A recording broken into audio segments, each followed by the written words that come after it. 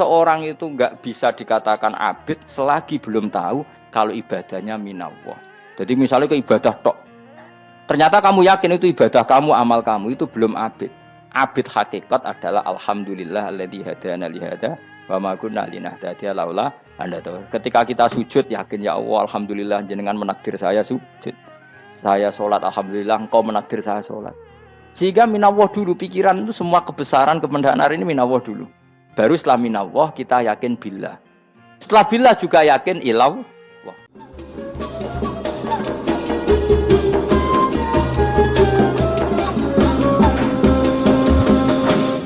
Jadi di antara mukjizat Quran itu kamalul bayinah. Kalau memberi penjelasan itu sempurna. Sehingga ulama mengatakan imanul muqallid, imannya orang-orang yang asal ikut kiai, asal ikut guru, asal ikut buku, itu mukhtalaf alaih. Bahkan saya sendiri cenderung mengatakan iman itu tidak diterima. Karena manusia dibekali akal, inginnya Allah itu dengan akal itu dia punya kepermanenan iman, apa? Punya kepermanenan apa? Iman, dan dengan itu dia imannya mujma' alaih, mesti diterima oleh Allah Subhanahu wa ta'ala. Karena binnadzari shahih, dengan logika yang benar. Dan logika yang benar itu gampang sekali.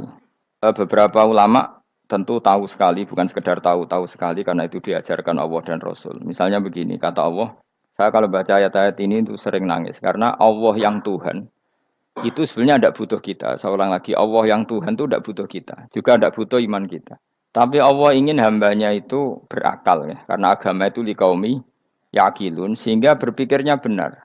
Misalnya gini kata Allah, enggak apa-apa kamu menuhankan selain saya itu enggak apa-apa kata Allah. Enggak apa-apa Yesus kamu katakan Tuhan enggak apa-apa, kamu katakan batu Tuhan enggak apa-apa.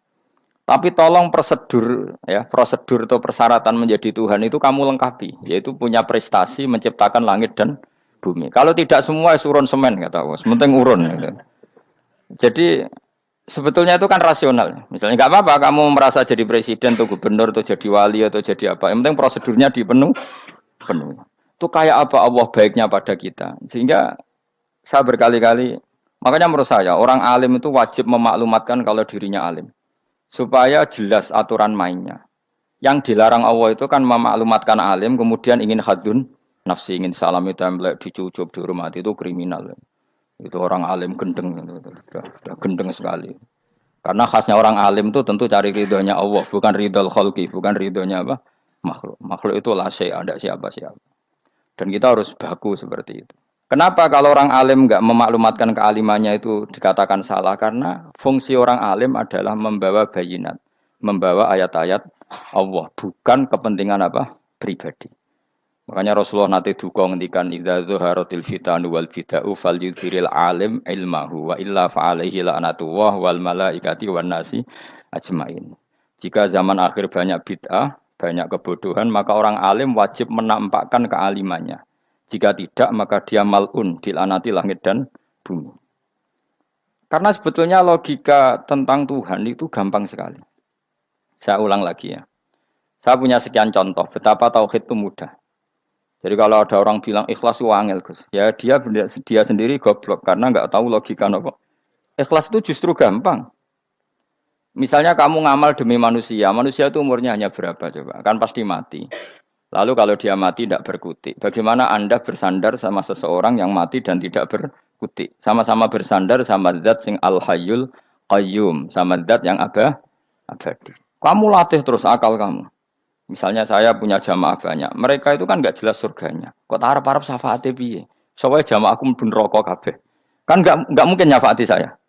Atau mereka mlebu swarga kabeh, wis do sibuk kelon mbek widadari. Mungkin ya ndak ngurusi saya. Jadi dua kemungkinan itu sama-sama ndak ngurusi saya. Mlebu neraka ya rasa nyafaati, nek mlebu swarga do sibuk napa? Ngeloni widadari karena trauma di bocah elek, melarat macam-macam. Sehingga kiainya saja wis ora takok Gus Banang ndi wis ora takok. Wis ribet dhewe no.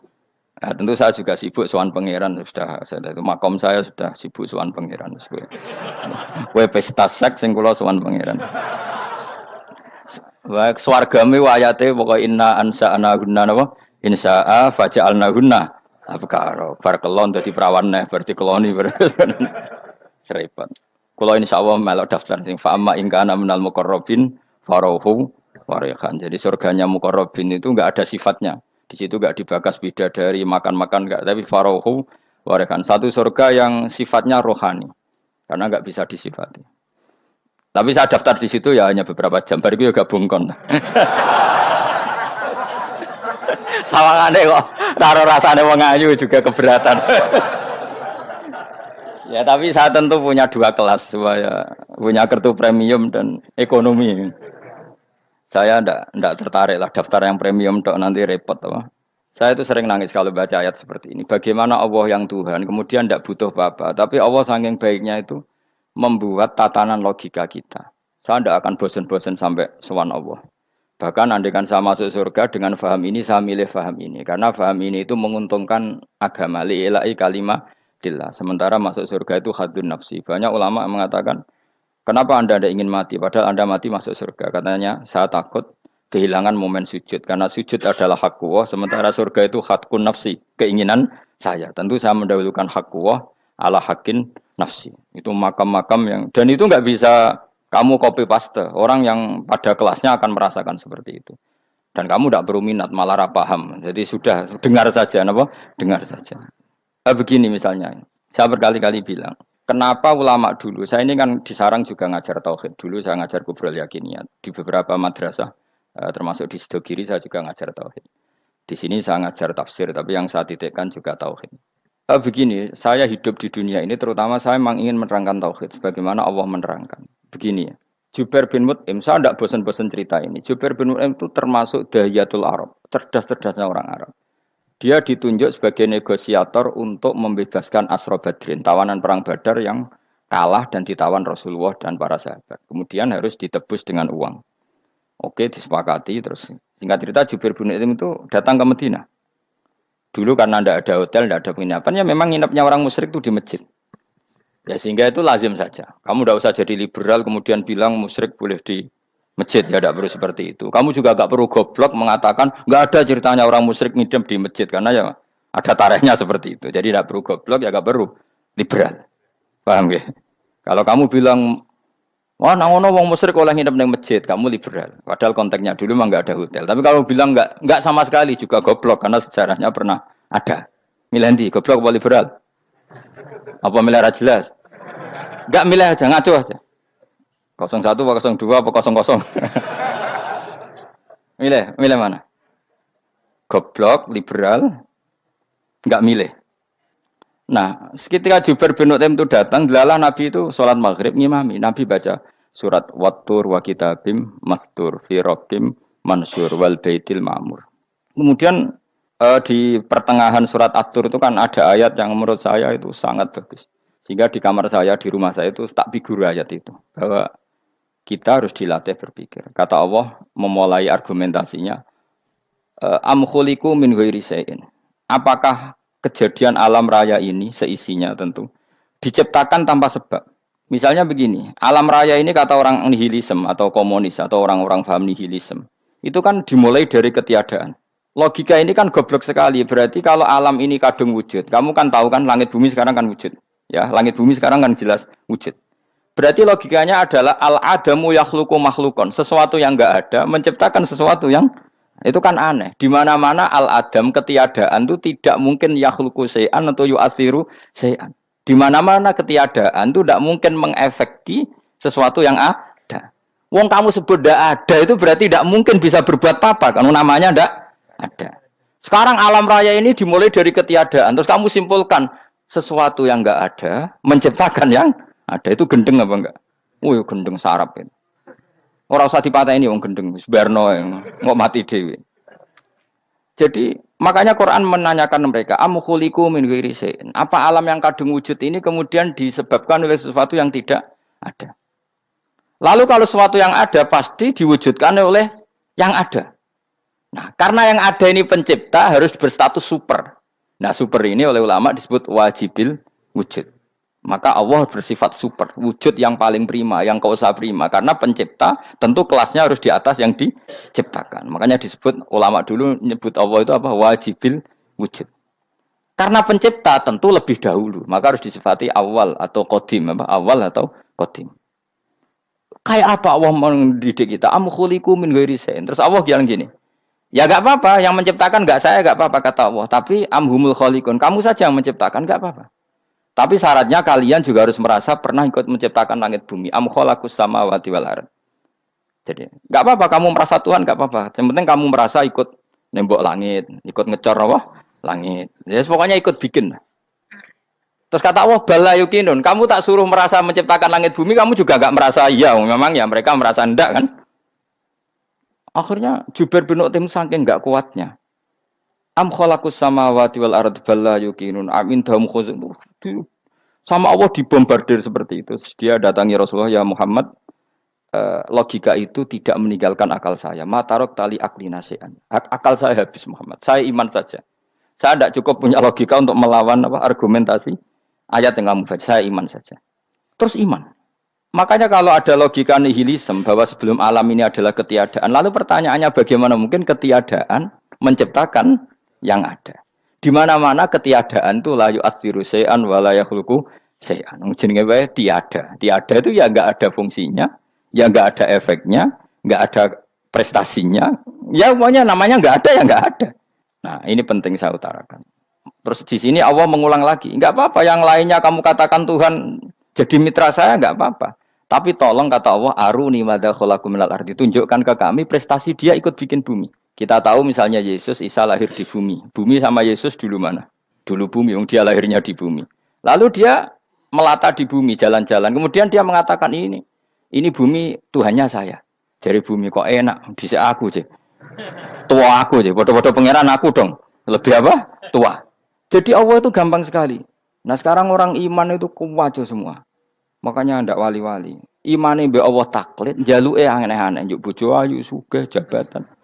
Bela Allah secara hujah aja enggak pernah, sudah minta. Makanya kita ini hidup di zaman yang saraf massal. Lho kula nu njaluk pangeran akeh-akeh kuwi isin, coba kamu bela Tuhan tuh pernah bela apa? Bela Tuhan tuh gampang dengan argumentasi al-hujjah yang supaya agama ini tamkin fil ard, benar-benar mapan dalam logika. Yaitu tadi di mana-mana yang namanya sebab itu amrun wujudiyun, di mana-mana sebab itu sesuatunya harus wujud. Paling tidak kita sudah menolak nihilisme. Apa? Nah, nihilisme. Lah wujud karena wujud awal harus berstatus prima. Lah prima itu dalam bahasa ulama disebut wajibil wujud. Makanya ulama dulu ngelatih kita itu pertama Allah itu siapa? Zat sing wajibil wujud. Itu satu filosofi yang luar biasa.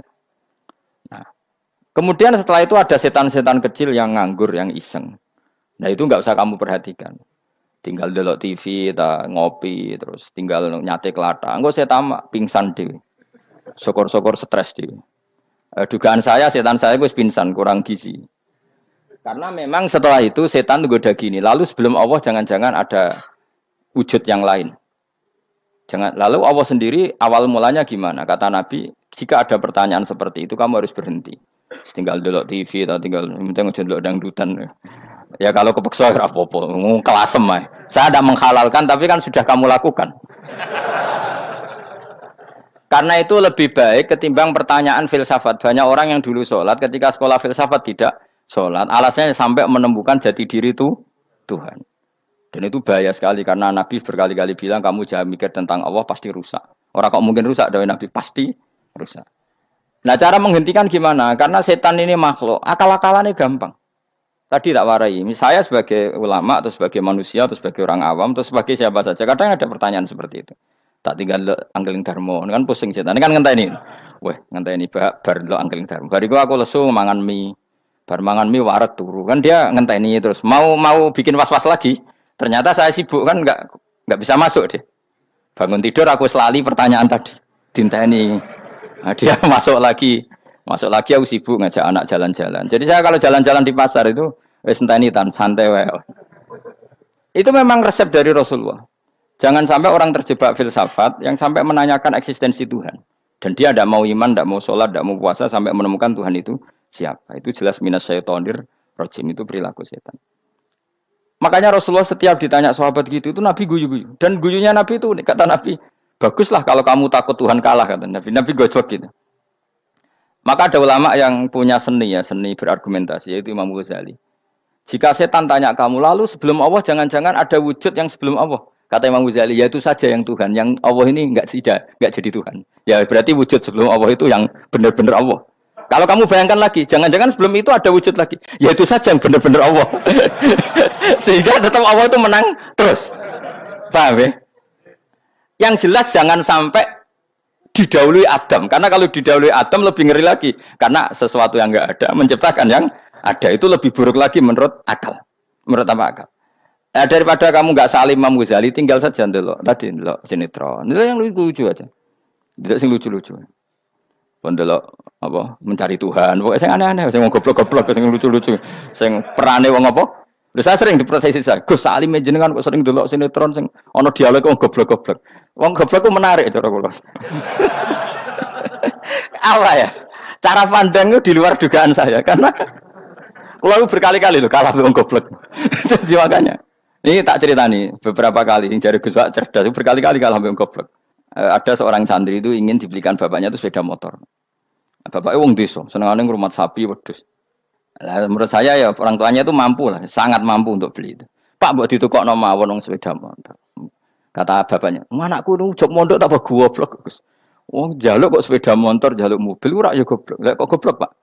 Jenenge donya iku Gus, sing lahirno donya kok sapi iku ndek anak, wedhus ndek anak jenenge donya. Di mana-mana jenenge donya sing lahirno donya. Iki donya kok mangan donya. Mergo motor iku kan tuku bensin, mobil. Iku cara dekne iku goblok Gus.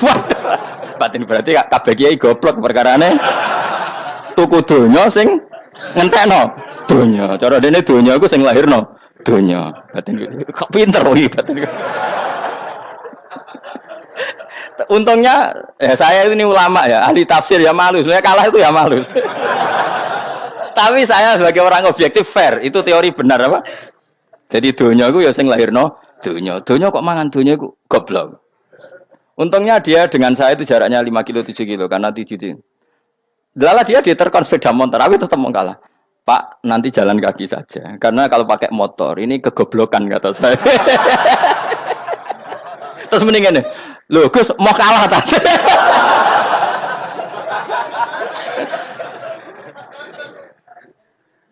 Wah kacau. Singkat cerita dia bersikeras, nggak mau beliin sepeda motor anaknya karena di mana-mana dunia gue sing lahirno dunia, nggak boleh dunia kok mangan. Ini satu kegoblokan yang agak ilmiah tadi. Nah Imam Asy'ari juga ngalami hal yang sama. Imam Asy'ari itu punya kita kalau ahli sunnah kan 2 partai ya. Ya, di dalam ahli sunnah itu hanya ada 2 partai juga. Kalau enggak Asy'ari ya Maturidi. Ya, dan sama-sama alim. Ya kalau terpaut ya paling 5%, 7%. Ya. Kealimannya Asy'ari dan Maturidi. Imam Asy'ari itu bikin logika yang jelimet. Seperti saya sekarang ini. Logikanya jelimet, tapi permanen. Jadi yang saya ajarkan tadi itu logika yang jelimet tapi apa? Permanen. Karena tadi alam raya ini kadung wujud. Kalau kadung wujud, pasti pewujudnya. Yang menciptakan wujud pasti adalah kewujudan. Karena al-adam la yu'athiru syai'an. Di mana-mana kenihilan tidak yu'athiru syai'an. Ya sepakat ya, gampang kan? Tentu wujud ini prima disebut wajibil wujud. Lalu Imam Asy'ari itu bersikeras. Kalau imanul muqallid itu tidak diterima. Terus banyak yang keberatan ulama, tapi Nabi nyatanya yaktafi bi imanil a'rab al-khalina anin nadur. Nabi nyatanya mencukupkan imannya orang-orang Bedui yang mereka itu kayaknya tidak bisa mikir. Ya, Nabi yaktafi bi imanil a'rab itu wong desa al-khalina anin nadur yang mereka itu tidak bisa apa? Berpikir. Singkat cerita Imam Asy'ari survei. Coba ayo kita tanya orang-orang kampung. Ternyata kegoblokan orang kampung itu ya ilmiah, masyhur itu. Imam Asy'ari saja harus belajar dari wong awam, wong goblok-goblok. Kita kok ingin ya Badawi bima arafta rabbak. Kowe kok iman be Allah iku bima arafta rabbak. Lalu kamu tahu Tuhan kamu atas nama apa? Dengan logika apa? Jawabnya enak ya. Al-ba'ratu tadullu 'alal ba'ir wa atharul aqdam yadullu 'alal masir. Angger ana tletong ya ana ontane. Angger ana bekas delamaane wong ya ana sing bar liwat. Jadi misalnya ada bekas teracak anjing, berarti anjing habis liwat. Ada bekas apa ular ya berarti ular harus liwat. Ada bekas teracak manusia ya berarti manusia habis liwat. La wa hadzal alam atharun min athari qudratillah. Alam iki bekas, mesti ana sing gawe. Jadi Mas Ari pinter juga, mesti logikanya gak jelimet tapi agar ana tletong, ana sapine. Ana tracake wong berarti ana sing bar liwat. Dene ngomong gampang wa asarul aqdam ya dulu alal masir. Nah, Terus Imam Asy'ari habis itu ngendikan, ya sudahlah dengan logika apa saja. Meskipun karena zori hadal Arabi sebagaimana cara berpikir Bedui ini, sementing ada nazar. Apa ada nazar. Ya nazar apa saja. Misalnya orang ahli matematika mungkin bilang angka dimulai dari 1. 0 itu akal-akalane Khawarizm.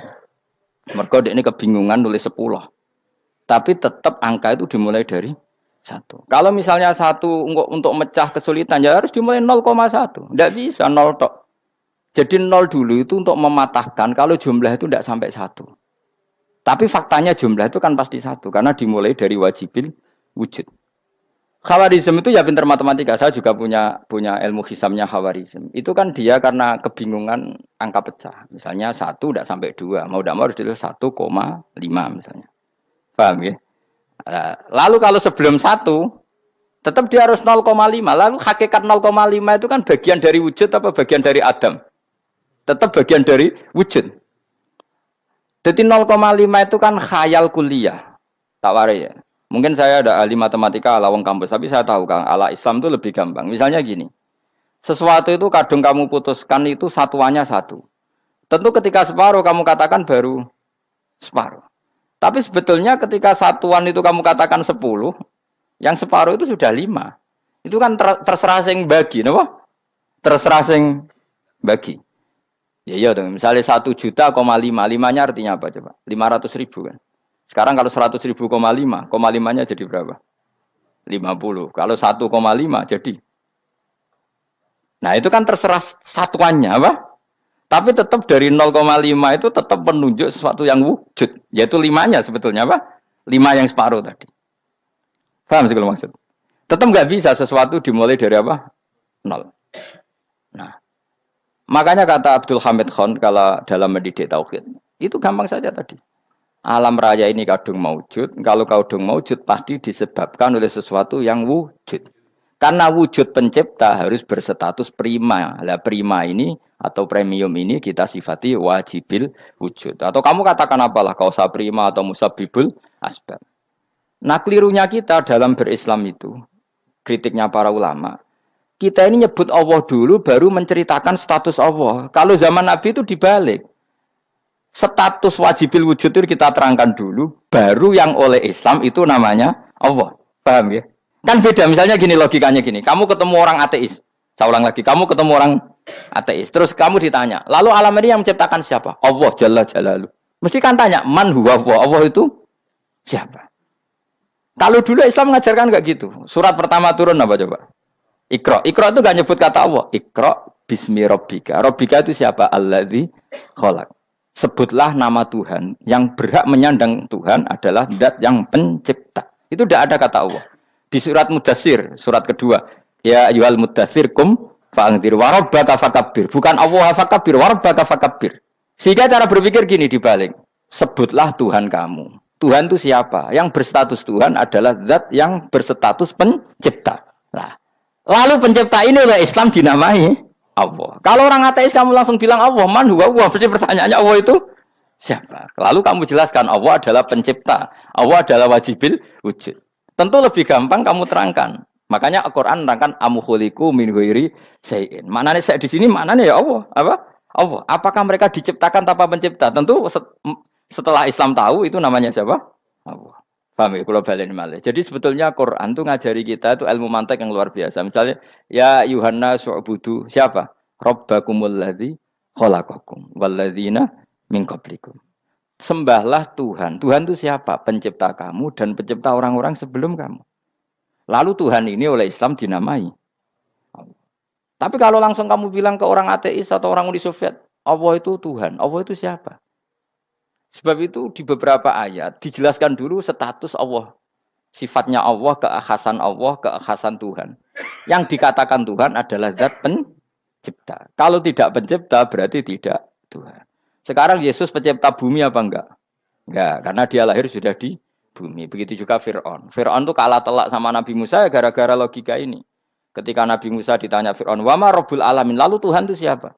Kata Musa, Rabbus samawati wal ardi, yang menuhani langit dan bumi. Jadi Fir'aun, ndak, ma'alim tulakum min ilahin wairi. Saya jalan-jalan kemana-mana yang dikatakan Tuhan oleh masyarakat saya kok. Nah, kurang ajar Fir'aun. Terus kata Musa, ya Tuhanku yang di langit. Terus manggil Haman masyhur, ya Haman ibn li sarhal ali abluhul asbab samawati fa'attali ila ilahi Musa. Haman, bikinan saya piramida yang tinggi. Aku akan lihat Tuhannya Musa. Ada enggak di sana? Padahal misalnya munggah tenan yang pangeran ra iso didelok kan repot Nabi Musa. Wah, parah ya, nggak piramida nginceng pangeran teprak ketok kan. Akhirnya Musa pakai logika. Ya sudah gini saja, Rabbukum wa Rabbu abaikumul awwalin, yang menuhani nenek moyang kamu yang dulu-dulu. Oh itu langsung fabuhita Fir'aun. Fir'aun tuh kaget sekaget-kagetnya. Dan para penggawa Fir'aun sadar. Wah kalau Fir'aun yang Tuhan, babanya tanpa Tuhan. Kan Tuhannya balita kan gitu kira-kira. Tuhannya balita. Tuhannya barulah. Itu kan jadi logika yang mematikan. Kalau Fir'aun Tuhan, berarti babanya dulu yang wujud itu tanpa Tuhan. Karena Tuhannya baru lahir. Ini ada Tuhan kok datang terlambat ini kan. Akhirnya para punggawanya Fir'aun iman. Macam gendeng ya, Fir'aun itu gendeng. Itu pentingnya logika. Rabbukum wa Rabbu abaikumul awwalin. Nah sekarang orang tuh nggak belajar logika. Iman bi Allah orang mantep ning ati, ijek iso diguncang setan, jalukane wis aneh-aneh. Jaluk swarga, jaluk gak mutu cara. Gak mutu. Makanya banyak wali kalau ditanya, kamu masuk surga sama sholat milih mana? Milih sholat. Kenapa milih sholat? Di surga itu demi khadun nafsi saya, poya saya. Tapi kalau saya sholat itu untuk hakku. Saya sebagai hamba, identitas kesejatian saya adalah menghamba. Soal nanti Allah bikin bonus surga silahkan. Maka sebenarnya masuk surga itu ada urutannya. Sebagai orang alim saya urutannya adalah berkampanye sesering-seringnya membuat logika supaya orang mudah ke Allah dan Rasul. Makanya di Quran tuh gak ada orang disuruh masuk surga dulu itu ya Tuhan nafsul mutmainnah irji'i ila rabbiki. Kamu kembali ke Tuhan kamu dulu. Bahwa kamu makhluk yang butuh Tuhan. Fadkhuli fi ibadi. Kamu masuklah berstatus hamba dulu. Kesetatusan Anda sebagai hamba ini matangkan dulu. Bahwa saya ini hamba. Dibuktikan dengan suka sujud, suka ngamal, suka sedekah, suka tawadhu. Saya sebagai orang alim sebenarnya nggak suka mulang. Karena takut. Nak kue pinter kok nyaingi aku, nak goblok sawangannya metodeku gagal. Kan dua-duanya ini merugikan saya sebetulnya.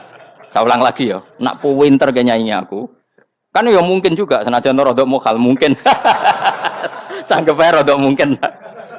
Pemane nak sing ndik kan yo, biasanya hasud wong ndik. Wah itu sebenarnya rugi semua, tapi Allah yang memerintahkan hak wong alim kudu mulang. Perhitungan itu tak buang semua. Sing ape nyaingi nggih monggo, sing tetep goblok nggih. Monggo, pokoke Allah ngutus mulang ya napa? Mulang. Meskipun tadi potensinya itu dua-duanya buruk, sing alim nyaingi. Pemenang nak mubalek terus didol ilmu ku ora entuk royalti, tambah parah lagi itu. Nah, aku enggak pakai logika ikhlas. Pakai logika selesai semua, disuruh Allah ya sudah. Saya ulang lagi ya, makanya saya minta ya. Surat Tur itu dibaca. Makanya baca Quran itu jangan terlalu egois, jaluk swarga. Statusnya dulu itu fadkhuli fi ibadi. Kehambaan Anda posisikan yang mantap. Lagi wadkhuli jannati. Sekarang enggak dibalik orang ini masuk surga dulu. Kayak surga di kapling. Terawih arang-arang we jaluk Lailatul Qadar. Lailatul Qadar wis kliwat. Wingi wis Dzulhijjah wingi ben sebagian ulama berpendapat Lailatul Qadar itu fi kulli sanatin. Apa fi kulli? Karena Lailatul Qadar berdasar nuzul Quran dan nuzul Quran itu bisa saja hari Arafah, bisa hari apa. Ada ulama mengatakan Ramadan, tapi bisa tanggal 1. Nah, kamu kan pemalas ikut yang partai 21, 23 karena kan wis akhir-akhir kan wis enteng. Sebenarnya Anda milih 21 berdasar ilmu apa berdasar enak lah, nak terbatas waktunya kan. Kan lebih sempit apa? Lebih apa? Sempit. Ya saya ulang lagi ya. Jadi Allah kalau ngajarkan hujah itu gampang sekali ya. Tadi amkhuliku min ghairi syai'in. Enggak apa-apa saya ada Tuhan kata Allah. Tapi kamu harus punya logika. Alam raya ini diciptakan tanpa pencipta. Mau enggak kamu punya logika seperti itu? Bahwa alam ini yang wujud diciptakan oleh sesuatu yang tidak wujud. Mau enggak kamu punya logika itu? Enggak mau kan? Namanya wujud tentu diciptakan super wujud. Dan super wujud itu wajibil wujud. Dan itu Tuhan kita yang oleh Islam dinamai Allah. Bang, makanya nyebut Allah itu di surat-surat awal Quran tidak ada. Coba. Awal surat Quran itu surat apa coba? Iqra kan? Iqra itu ada enggak kata Allah? Enggak ada. Iqra bismi rabbika. Rabbika itu siapa? Allazi khalaq. Surat Mudatsir sama, ya ayyuhal mudatsir qum fa'anzir wa rabbaka fakabbir. Ya sudah seperti itu. Ya ayyuhan nasu ubudu rabbakum. Rabbakum itu siapa? Alladzi khalaqakum. Nah, kita ini keliru metode. Pemene wong tukang wiridan Allah, Allah. Tapi ra roh Allah iku sing sapa? Ya dia Allah, Allah, Allah. Dia nyifati Allah mau sing ngekei swarga, sing ngekei dhuwit, sing ngekei widadari. Jadi Allah disifati sesuai selera yang menguntungkan dia. Bahwa Allah ini yang ngampuni saya, kemudian saya masuk surga, kemudian ngeloni widadari. Makanya kalau dia jadi wali tak demo. Tak laporkan MK. Tak suluh. Karena ini wali pecundang. Bagaimana mungkin calon wali pikirannya khadun nafsi. Kalau ulama agak gitu, mendikan Allah, Allah, Allah itu zat paling penting di dunia. Maka akan saya maklumatkan di dunia bahwa orang kembali ke Allah. Caranya gimana? Akan saya kenalkan Allah lewat logika.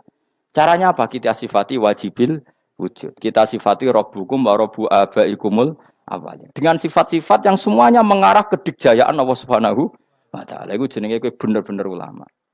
Iku disebut balwa ayatum bayinatun fi suduril ladzina utul ilm. Makanya ulama itu orang yang luar biasa. Sampai disebut innama yakhshawaha min ibadihil ulama. Ahli ibadah itu rapati wedi pangeran.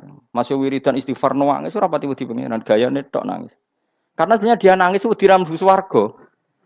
Mlebu swarga gak iso ngloni. Dari itu aja orientasinya itu. Makanya benar Kanjeng Nabi nak gojlok orang alim satu itu lebih utama dibanding 1000 ahli ibadah. Bahkan Nabi pernah ngendikan sangat ekstrim. Fadlul alim alal abid kafadli ala adnakum kata Nabi. Keutamaan orang alim dibanding ahli ibadah itu sebagaimana kelas saya kata Nabi dibanding kelas terendah kalian. Padahal Nabi dengan Abu Bakar saja jaraknya sangat jauh. Itu kata Nabi fadlul alim alal abid kafadli ala adnakum. Keutamaan orang alim dibanding orang abid sebagaimana keutamaan saya dibanding sahabat paling rendah. Karena tadi abid itu ada opportunisnya. Tapi kamu jangan benci abid loh. Karena kamu ya orang alim, orang abid. Saya saja yang kritik. Saya yang tanggung jawab di depan Allah. Orang abid itu kadang kan wiridan nganti nangis. Pikirannya apa coba? Wis rasakno mungkin apa wiridan pikiran aja. Di sepuro dosane. Terus apa kan? Mlebu swarga. Terus apa kene swarga? Aku takut. Saya aku takut ayo sing ape mlebu swarga apa kegiatan? Rencana pertama ya, Terus gak usah munafik biasa wae. Mau inna ansa'na apa? Insya ayo kalau harus jujur apik jujur. Bandingan kalau orang alim. Orang alim itu ketika nyebut Allah itu iri ya Allah. Kenapa di dunia ini ada makhluk lain yang menandingi engkau? Saya tidak ridho. Kenapa di dunia ini ada syarik orang yang dimitrakan seperti engkau?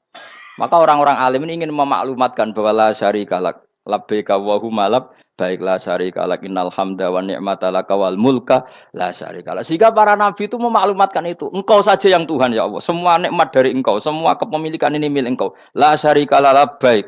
Dimaklumatkan ke dunia. Innal hamda wa ni'mat itu dimaklumatkan. Enggak ada kepikiran mereka masuk surga. Karena mereka ingin memaklumatkan bahwa Allah ini yang Tuhan. Sama tak ceritani Nabi Ibrahim dari Khalilur Rahman, rumangsamu kakan wiridan kaya kowe ndak. Wiridannya Nabi Ibrahim sama sampean mungkin banyak sampean. Karena sampean banyak kepentingan tadi. Wali-wali dulu kalau wiridan itu tidak sebanyak sampean ndak, tak jamin ndak. Pemenang maca lelo yang 10.000 ndak biasa wiridannya. Tapi khosyahnya sama Allah luar biasa. Pertama Nabi Ibrahim diangkat jadi khullah. Khullah itu ya Khalilur Rahman itu. Itu dia wiridannya gini. Ya Allah, innahu la yahzununi alla ara ahadan fil ghairi ya'buduka ghairi. Alla ara ahadan fil ardi ya'buduka ghairi. Sama saya hafal tak ini. Memang saya hafalkan. Ya Allah, saya ini susah sekali. Kenapa zat sepenting engkau, kemudian yang menyembah engkau hanya saya? Ini tidak fair. Makhluk yang enggak penting saja punya umat. Makhluk-makhluk yang enggak penting aja jadi pusat perhatian. Misalnya artis atau presiden atau gubernur atau tokoh top. Semuanya jadi presiden, padahal semuanya itu makhluk yang enggak sepenting engkau. Ini zat yang sepenting engkau, kemudian yang tahu kalau engkau penting hanya saya, ini tidak fair. Nangis dan nangis. Ini tidak fair. Innahu la yahzununi alla ara ahadan fil ardi ya'buduka ghairi. Saya ini susah Gusti, susah sesusahnya. Zat sepenting engkau, kemudian yang tahu kalau engkau penting itu hanya saya. Wah ini tidak fair. Loh, coba kalau orang mencintai sesuatu kan gitu. Misalnya kita bojo ayu, kemudian wong liya kabeh darane elek, mangkel ora? Mangkel gak? Kamu beli Alphard. Kamu kira itu mobil mewah. Kemudian orang nyejajarkan podo bek carry, mangkel gak? Semua kenikmatan tuh kita nikmat karena itu diakui ya enggak? Wes gunane apa kae ndek Alphard gawa ning Gunung Kidul. Terus wong darani ngono iku padha mbek keri ya mbek kejangke mangkel ora kira-kira. Enggak penting mewahnya ini tetap butuhnya pengakuan. Coba misalnya kamu jadi presiden hidup di dunia orang sufi. Sing darane wong penting wong soleh ahli sujud ora kakuat iki. Keteko di Barnos. Karena itu dihormati situ hanya orang apa soleh. Kakuat gak? Oh kakuat gak? Atau kowe dadi artis top teko ning daerah Gunung Kidul wong desa-desa terus diundang lek.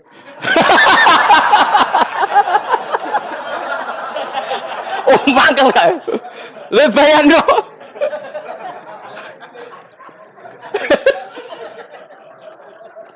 Oh, kamu menteri top, menteri BUMN bareng dolan itu iso diundang lek. Mados walang lek ngono. Oh semua kan. Karena orang keren itu butuh pengakuan apa? Wes misalnya di bojo ayu terus wong liya kabeh darane elek ki mangkel gak? Sebetulnya orang merasa nikmat itu karena pengakuan. Bayangkan andekan orang itu melihat Alphard itu tidak wow. Orang punya Alphard gagah enggak? Oh enggak gagah kalau orang lain enggak bilang apa? Oh. Ya mau misalnya di Goning desa terus ana wong desa nganggep kok model tepak terus saya mau badhe numpang wedhus kula angsal Pak.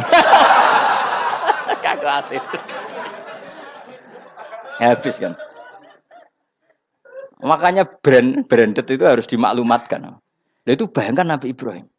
Zaman itu ada Raja Namrud yang dipuja-puja, ada orang kaya dipuja-puja. Kemudian engkau yang Tuhan, pemilik langit bumi, enggak ada yang muja-muja engkau. Ini enggak fair ya Allah. Nangis. Orang kok kowe eling pangeran sak jam, swarga Gusti. Dasar gak bakat wali. Saya itu pernah kangen Nabi Ibrahim itu sampai nangis dan itu saya tidak berdoa. Semua yang terkait Nabi Ibrahim itu saya baca, mulai surat Quran, tafsir tentang Ibrahim. Dan sampai saya di Kudiro di Tafsir Allah pernah ziarah ke makamnya Nabi Ibrahim. Itu saya hampir nggak pernah doa. Saya isek. Ya karena tadi, ketika Nabi Ibrahim nangis-nangis gitu, ya Allah ini tidak fair. Engkau zat terpenting di alam raya ini, kemudian nggak ada yang menuhankan engkau, nggak ada yang perhatian sama ini tidak fair. Susah sekali karena yang tahu engkau Tuhan itu saya tok. Masyhur itu sama Allah. Karena Ibrahim nangis-nangis itu terus sama Allah diterbangkan ke langit. Itu disebut wa kadzalika nuri Ibrahim malakutas sama. Di langit ada jutaan malaikat sujud, jutaan malaikat rukuk, jutaan malaikat baca tasbih. Nabi Ibrahim oke Gusti kalau gini ya benar ini baru benar kata.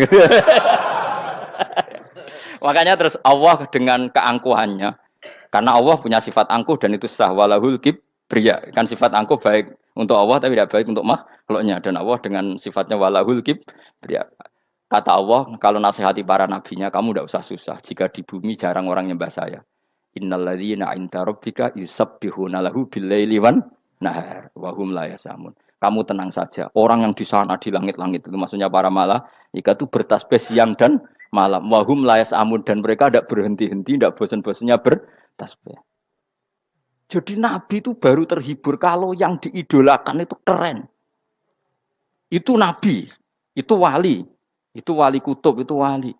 Kamu enggak nyebut Allah itu sebenarnya kamu kan enggak ingin kan bangun malam ingat Allah. Berhubung utamu akeh. Terus Allah mbok libatno, mbok nyaur kan sebenarnya itu. Kamu ingin jadi bupati. Sebenarnya kamu enggak kangen Allah. Kamu ingin jadi bupati. Terus Allah mbok jak koalisi kan gitu. Terus malam-malam Allah, ya Allah ini hambamu ya Allah minta ini. Sebenarnya kamu kangen Allah apa kangen keinginan kamu? Terlalu menyindir banyak orang ya. Maksudnya ini cerita saja. Ya sudah ini kayaknya kok banyak yang tersindir. Tapi ini kan ngaji. Yang ngaji itu harus naik kelas. Ya sudah tidak usah diteruskin kok banyak yang tersinggung. Ya sudah tidak usah diterusin. Walau akhidu mau mengalap sapa Allah anas saya manusa bima lan perkara kasabu kang nglakoni sapa anas. Minal ma'asi sing pira-pira maksiat. Mataroka. Mongko ora ninggal sapa wa ta'ala dzuriya ing atase ndhuwure artayil ardi minda batin saking kewan apa wae. Nasama tegese kewan tadubu kang melata puna sama alih ing atase arat.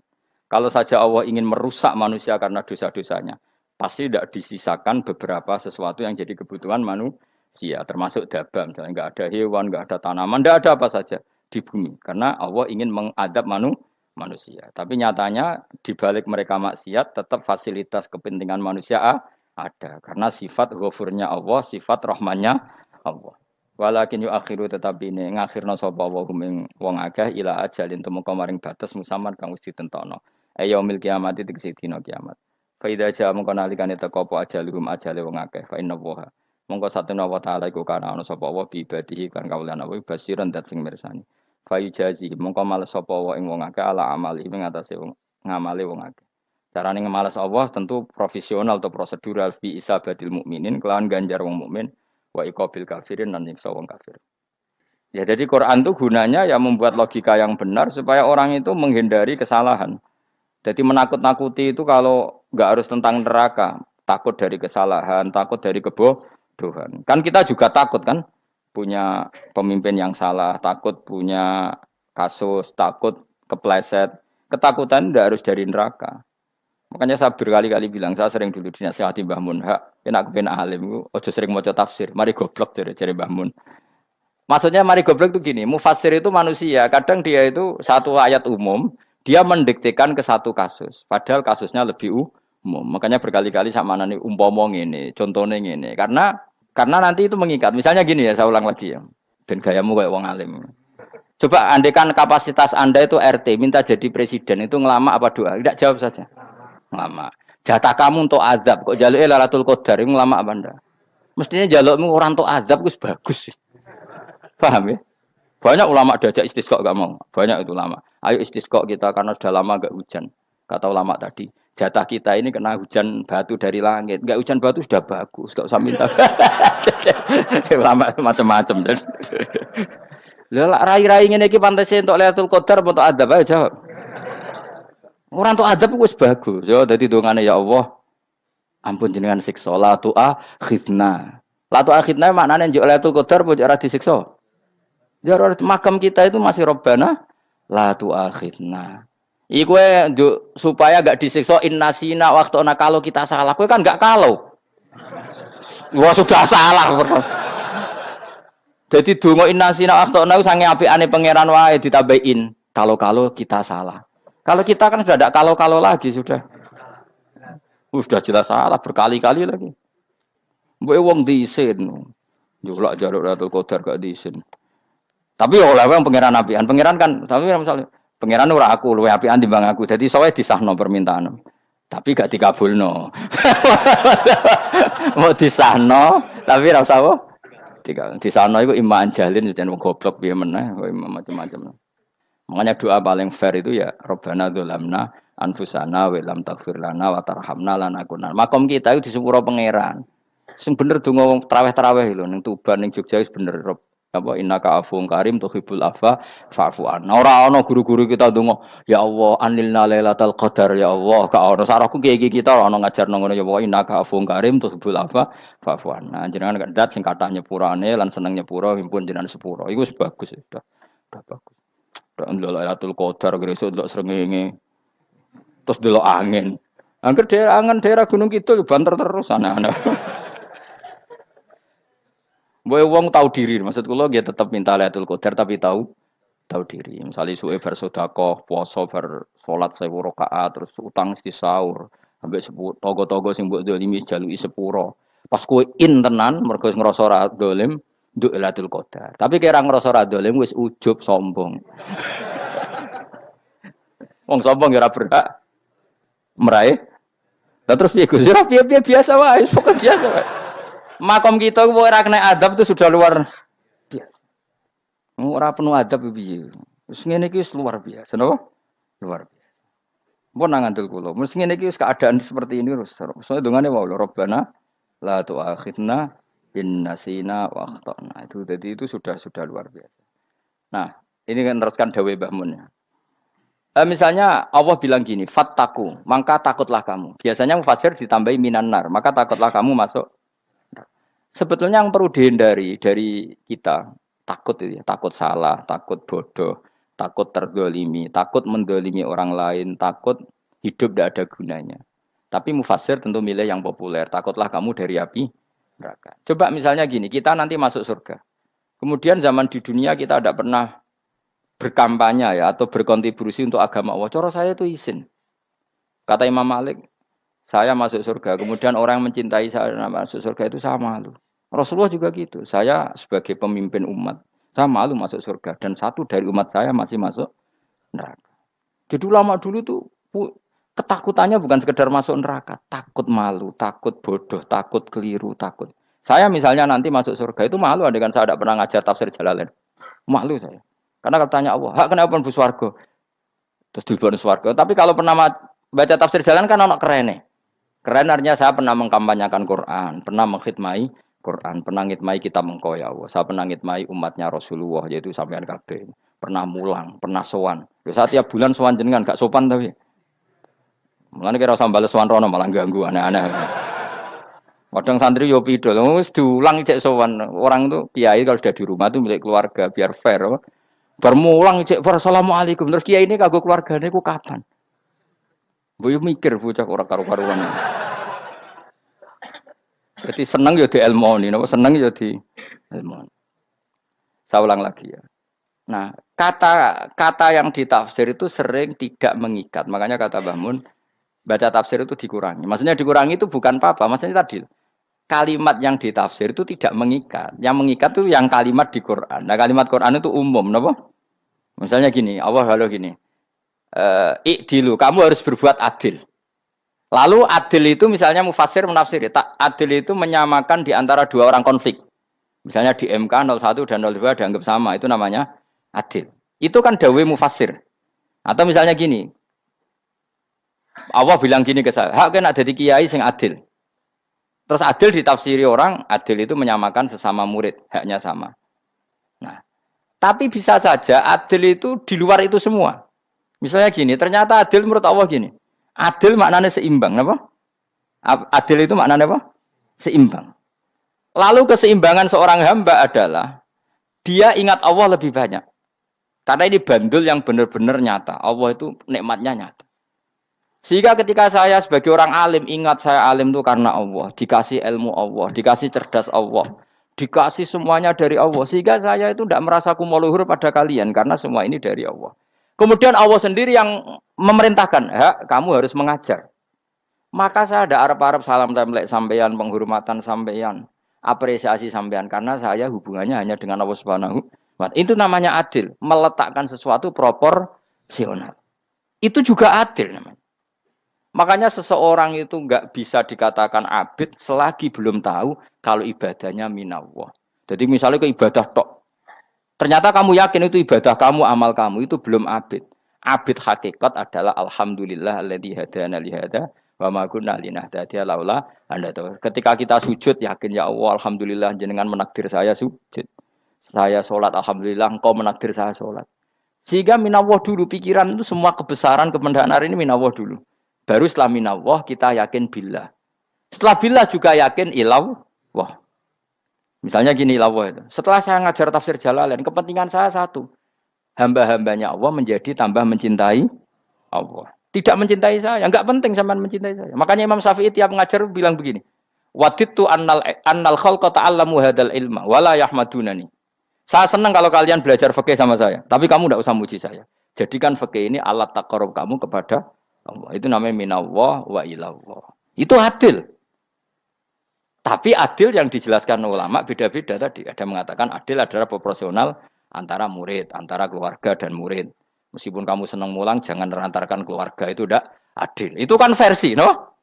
Maksudnya Mbah Mun, kamu jangan terjebak versi-versi dalam tafsir. Paham ya? Karena Allah hanya ngendikan i'dilu wa aqrabu. Paham ya? Tapi kan penjelasan adil ini orang versi. Paham ya? Ada yang nulis adil adalah meskipun mimpin masyarakat ya ingat keluarga. Karena sing tukang wayo oleh nafsiri adil adalah karena laki tidak cukup istri satu maka ya kan yo repot nanti. Tapi kalau kadung istrinya 3 atau 4, adil adalah harinya sama meskipun janda dan perawan. Jari sing lanang gak adil adalah proporsional. Sing wis suwi dikumpuli dikurangi. Yang baru ya mungkin kabeh enggak kalau nuruti. Mungkin enggak? Ya, tapi itu kan versi, nama. Maka kata Mbah Mun itu memang saya itu merasakan, saya sebagai mufassir merasakan memang Saya kan sering baca Jalalain beda dengan tafsir Munir, nanti beda dengan tafsir Qurtubi. Saya beri contoh misalnya. Dan kamu pasti salah jawab ini. Kalau kamu benar berarti ya alim tenan. Wa idza darabtum fil ardi falaysa 'alaikum junahun an taqsuru minas shalah. Orang kalau pergi itu boleh enggak ngosor salat? Enggak, jawab saja. Boleh kan? Ngosor salat itu apa? Misalnya salat asar 4 jadi berapa? 2. Kalau isya jadi 2. Kalau subuh? Enggak, sudah maju lah. Maghrib? Enggak, kan yang bisa dikosor hanya berapa? Yang rubaiyah, yang apa? Berarti kamu yakin antak suruh minas shalah artinya 4 jadi 2? Yakin? Enggak, jawab saja. Yakin. Nah itu termasuk orang pinter ya. Berarti ilmu lagi sak trip. Ya? Sebetulnya kata Imam Qurtubi enggak. Ayat itu kan hanya bilang gini, kalau kamu bepergian maka kamu boleh menyendak sholat. Qasru itu memotong. Dari aturan yang dulu 4 menjadi 2. Sebetulnya ada hanya itu tok. Aturan tidak boleh membawa najis menjadi boleh. Aturan harus tumak ninah menjadi tidak harus tumak ninah. Misalnya kamu sholat dalam keadaan perang, wajib tumak ninah apa boleh sambil lari-lari? Boleh sambil lari-lari. Boleh gak ketika perang kamu sholat sambil menghadap tidak ke kiblat? Boleh. Makanya antak suruh minas sholat maknanya apa? Jika kamu pergi, maka dalam konteks itu kan perang ya. Ayat itu memang konteksnya perang. In khiftum ayyaftinakumul ladzina kafar. Jika kamu dalam keadaan perang, maka boleh memangkas apa yang pernah wajib dalam aturan sholat. Paham ya? 4 menjadi 2. Keharusan menghadap kiblat menjadi tidak wajib. Membawa najis sholat sah enggak? Enggak kan? Tapi kalau dalam perang, kemudian pedang kamu ada najisnya, boleh dibawa enggak? Boleh. Jadi maknanya taksuru a'ammu min ayakuna qasra sholat wa a'ammu min ayakuna wajibati sholat yang sekarang enggak wajib. Semua itu namanya juga meringkas kewajiban. Berarti nak mana nih, Bi? Jika kamu dalam keadaan perang, maka boleh memangkas sesuatu yang dulu wajib menjadi tidak wajib. Yang dulu haram menjadi boleh. Tapi mufassir mencontohkan qasru sholat hanya 4 menjadi 2. Dong ya? Oh ya, nangke alim ngono tenan wis dokter tafsir sah. Engko tak iku sudah dhewe. Tapi ora perlu orang lain ngakui. Jadi itu contoh kecil.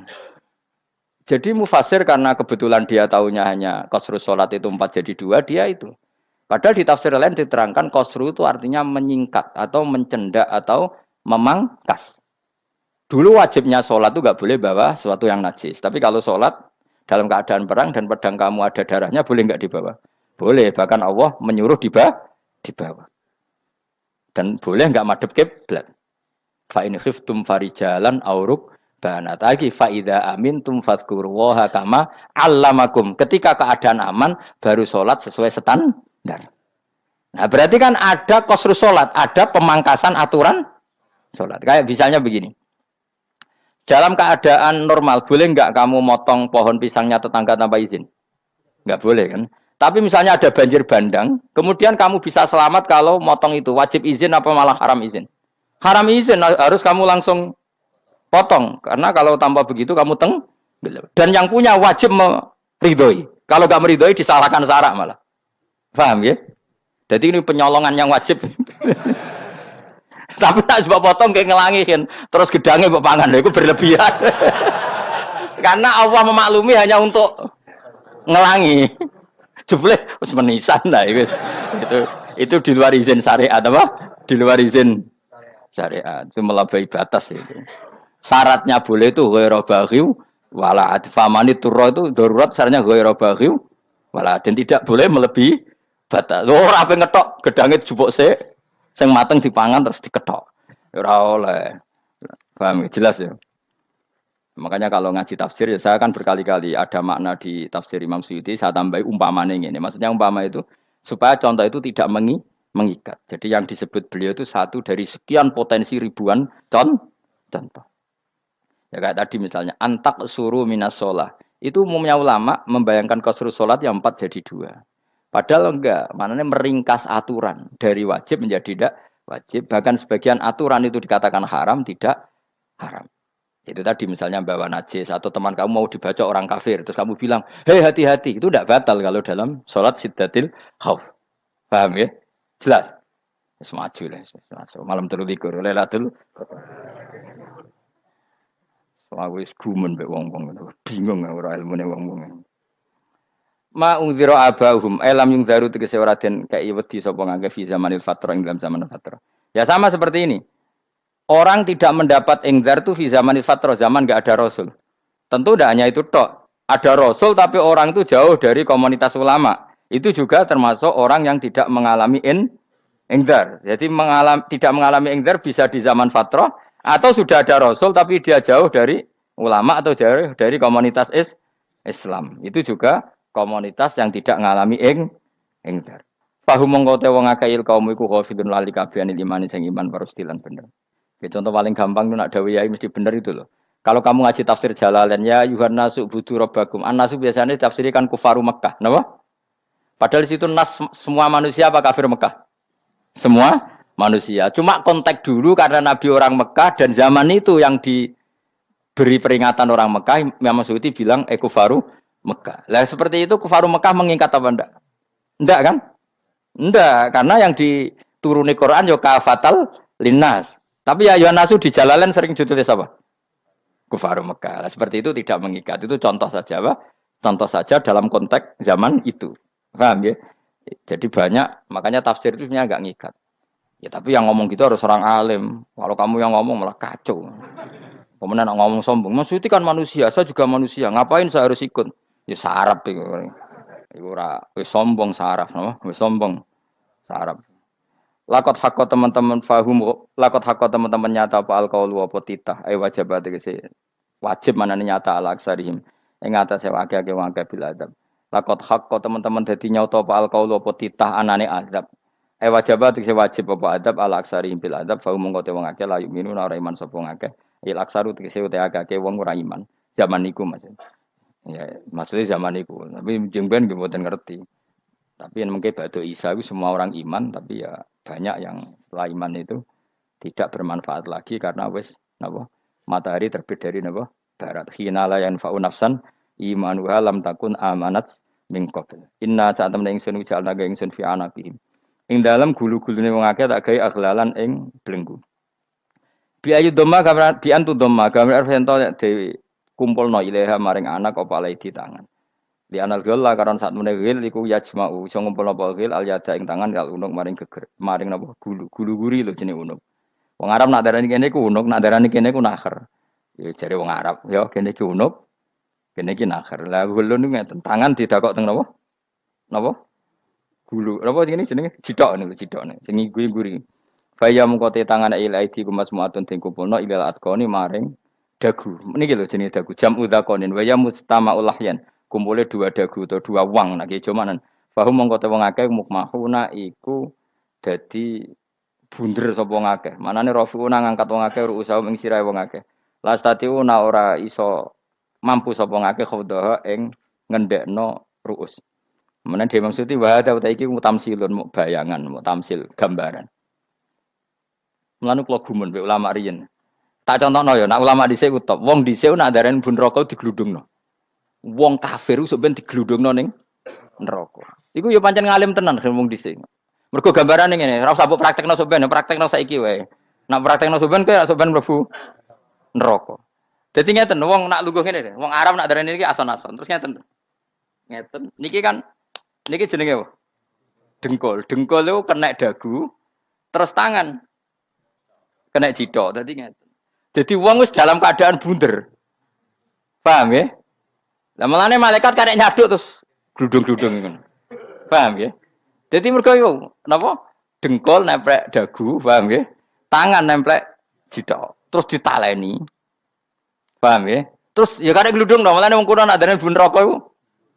Ngono. Ki bayangno saiki sok ben ra usah, gak usah mlebu maksudnya, paham ya? Mulane ape mlayu ora iso, wis posisi ngono, paham ya? Sebenarnya rasa delok, maksudnya itu praktekno saiki. Orang delok lho. Lah dawuh Imam Suyuti wal muradu te kang den kersakno iku annahum sak temne wong akeh la anu nek ora tunduk sapa wong akeh lil imani maring iman. Wala faduna nek ora tunduk sapa wong akeh ora ndilukno ru'usahum ing sira wong akeh lahu krana iman. Iki tapi dawuh Imam Suyuti. Tentu tidak semua ulama sependapat. Jadi cara Imam Suyuti semua yang dikatakan Quran ini tamsil. Artinya mereka tidak tunduk, maknanya tidak menerima iman. Tapi itu cara Imam Suyuti. Ulama lain yang mengatakan tidak. Memang orang kafir ketika masuk neraka dalam keadaan seperti itu dan digeludung. Ya tidak apa-apa sama-sama benar. Ya sama-sama benar karena ya Quran itu milik milik bareng, ya. Milik bersama. Jadi apa ya? Kan banyak kalimat kayak tadi mengkosor solat, meringkas solat. 4 jadi 2 yang meringkas, paham ya? Dari aturan ketat menjadi agak longgar juga meringkas. Jadi semuanya namanya memotong apa? Memotong dari 4 menjadi 2 ya memotong, paham ya? Dari aturan wajib menjadi tidak wajib juga memotong. Nah, itu kan sama-sama benar. Lihat nanti konteksnya. Wajah analan gawe sapa ingsun mimpeni aitim sanging ngarepe wong akeh sadan ing tutup. Wa min khalfim sanging gurine wong akeh sadan ing tutup. Fathisin sadan wa dhammiha lan dumai sin sudan fil maudhi'in ing dalam panggonan loro. Faksena mongko ngekeki gelap ingsun ing wong akeh fa mongko te wong akeh laik sirun rani ngali sapa wong akeh. Tamsilun iki ya contone aidon disat diturukil iman maring ketutupe dalan iman alih mengatasi kufar. Nak cari maksudnya kabeh iki mau tamsil. Dadi ngene. Dari depan kami kasih tutup, dari belakang kami kasih tutup, kemudian mereka saya kasih kegelapan. Maka mereka tidak tahu. Mananya apa? Dari arah depan yang mereka enggak ngerti pentingnya iman, dari arah belakang yang mereka tidak ngerti pentingnya iman, maka mereka buta, artinya tidak iman. Itu dari Imam Suyuti. Tamsilun aidoni hanya perumpamaan lisat diturukil iman, yaitu tertutupnya jalan-jalan iman. Tapi ulama lain mengatakan ya enggak. Memang pernah ada peristiwa di mana orang kafir ngepung Rasulullah, dan mereka dari depan matanya dihalangi, dari belakang dihalangi, sehingga ketika Rasulullah keluar mereka tidak melihat. Itu ya nyata. Ya jadi makanya ngaji ya. Jadi ben keren. Oh ini ada sekian tafsir. Terus gue ngomong kan kayak wong alim keren. Nah takoi kata siapa? Ono rekamane. Tapi yang ora ngaji dhewe. Nah takoi kata siapa? Ada rekamannya. Lah anak aku takut ada kata siapa Gus tak dudono kitabe. Lah anak gue dudono rekaman. Iku apik zaman akhir ngono wis maju. Sok sing rido Kang. Enak kok Kang dadi orang alim gue enak. Nanti itu dadi wong alim ya rugi. Tadi nanti kan gitu. Syekh Abdul Qadir masuk surga. Entah ini gelombang kedua dan para penggemarnya. Jadi akhirnya sing alim tenan yang mlebu swarga, sing kedua dan para penggemarnya. Iku ora usah alim Kang, cukup penggemar. Jadi aku sebenarnya rugi kan. Gus Pak masuk swarga kedua dan para penggemar. Waduh. Terus jebule padha ae. Iku saking rahmane Allah. Kenapa? Kan masyhur itu hadis itu. Rasulullah itu ada sahabat nangis, enggak bisa tidur nangis. Berhari-hari enggak bisa tidur nangis. Hanya karena ingin punya satu pertanyaan. Lama-lama ketemu Nabi, ya Rasulullah saya sudah berhari-hari enggak bisa tidur, ingin menanyakan ini tapi tidak berani. Coba kamu tanya saja. Ya Rasulullah, saya ini kalau mati, engkau kan suatu saat dipanggil Allah. Saya tidak ketemu engkau. Makanya mumpung sekarang saya tak melihat wajah engkau sekuat-kuatnya, sepuas-puasnya. Karena Nabi ya. Terus, kenapa? Ya kalau engkau di surga, saya di neraka kan enggak ketemu lagi. Atau kalaupun engkau di surga kan kelasnya beda, kan enggak ketemu lagi. Jadi kemungkinan dua-duanya itu enggak ketemu. Karena tadi bisa saja, ya artinya Nabi karuan di surga, saya di neraka enggak ketemu. Atau engkau di surga, saya di surga pun beda kelas. Ya enggak ketemu. Kata Nabi, tidak begitu aturan mainnya. Almaru ma'aman ahabba. Orang itu sesuai yang dia orang bersama orang yang dicintai. Jadi ya saya harus ikhlas kalau kamu saingi nanti. Ya, takdir no. Takdir. Wasawana ni padha uga ale ing atase wong akeh angger tau itu ngekek peringatan sira gumeng wong akeh tahqiqil hamzatain angger ta. Wa ibdali saniyati alifan angger ta humata sili ala nasil hamzah wa itu khali alifin wa bon alif binal musahalan dan hamzah sing ditasil wal ukhra lan ya wa tarki lan tinggal itu khali.